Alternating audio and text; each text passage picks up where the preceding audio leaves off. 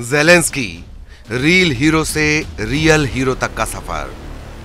रूस और यूक्रेन की लड़ाई में कौन सही कौन गलत, इस पर बहस शुरू है। पर इस लड़ाई के बाद रूस फंसा हुआ नजर आ रहा है। दुनिया के तमाम देश और संयुक्त राष्ट्र रूस के खिलाफ प्रस्ताव पास कर रहे हैं। दूसरी तरफ यूक्रेन से सभी को सिंपैथी है। इस युद्ध में यूक्रेन के राष्ट्रपति व्लादिमीर ज़ेलेंस्की दुनिया भर के हीरो के तौर पर नजर आ रहे हैं, जो विपरीत परिस्थिति में भी जनता के साथ खड़े हैं। उन्हीं की अपील का नतीजा है कि यूक्रेन में आम लोगों के साथ बाहर रह रहे लोग भी अपने देश की रक्षा करने वापस आ रहे हैं। रूस के खिलाफ न झुकने का जज्बा दिखाने वाले यूक्रेनी राष्ट्रपति व्लादिमीर ज़ेलेंस्की राष्ट्रपति बनने के पहले एक कॉमेडियन थे और उन्होंने साल 2015 के आसपास एक टीवी शो में राष्ट्रपति का किरदार निभाया था।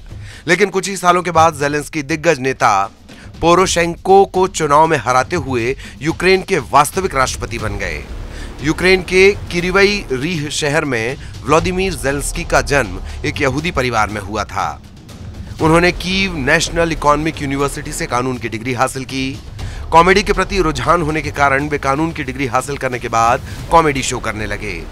ज़ेलेंस्की ने साल 2015 के करीब सर्वेंट ऑफ द पीपल नाम से एक धारावाहिक में किरदार निभाया, जो शुरू में हाई स्कूल का एक टीचर होता है लेकिन अंत में भ्रष्ट राजनेताओं से दुखी होकर देश का राष्ट्रपति बन जाता है। साल 2016 में ज़ेलेंस्की ने अपने कुछ साथियों के साथ मिलकर एक पार्टी बनाई जिसका नाम सर्वेंट ऑफ द पीपल ही रखा।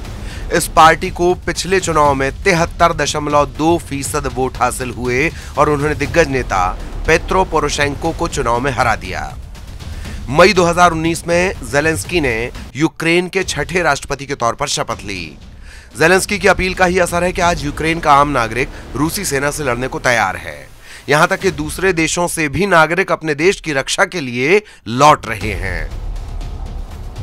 बीते रोज दक्षिण पूर्वी पोलैंड के मेदिका सीमा चौकी पर ऐसे कई नागरिक यूक्रेन में प्रवेश करने के लिए कतार में खड़े दिखे। अब तक 22,000 यूक्रेनी रूस के खिलाफ हथियार उठाने को स्वदेश लौट चुके हैं। यूक्रेन में प्रवेश करने के लिए चौकी पर यूक्रेन के करीब 20 ट्रक खड़े हैं। इन लोगों में से एक शख्स ने कहा कि हमें अपनी मातृभूमि की रक्षा करनी है। अगर हम नहीं करेंगे तो और कौन करेगा। हम सभी यूरोप से यूक्रेन लौटे हैं। वेब अखबार की रिपोर्ट।